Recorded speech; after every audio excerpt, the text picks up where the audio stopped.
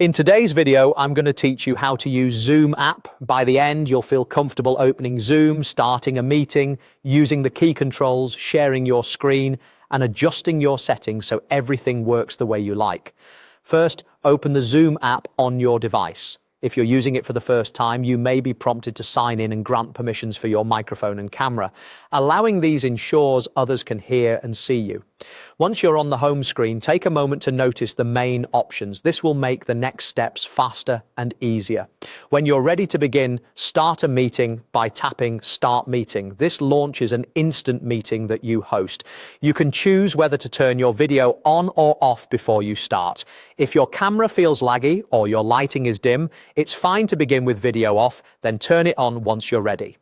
After the meeting opens, you can invite others by sharing the meeting link or ID from the participants panel.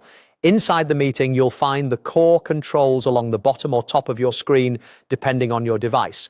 Use mute and unmute to control your microphone. Staying muted when you're not speaking helps keep things clear. Start or stop video toggles your camera. The participants button shows who is in the meeting, and chat lets you send messages or links without interrupting the speaker. Reactions are handy for quick feedback like a thumbs up. The end button lets you leave the meeting or end it for everyone if you're the host. When you need to present, open the share option. Here you can share your entire screen, a specific window or app, a whiteboard or a file.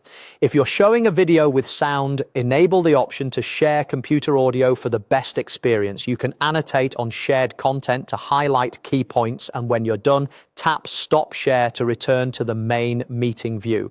To fine-tune your experience,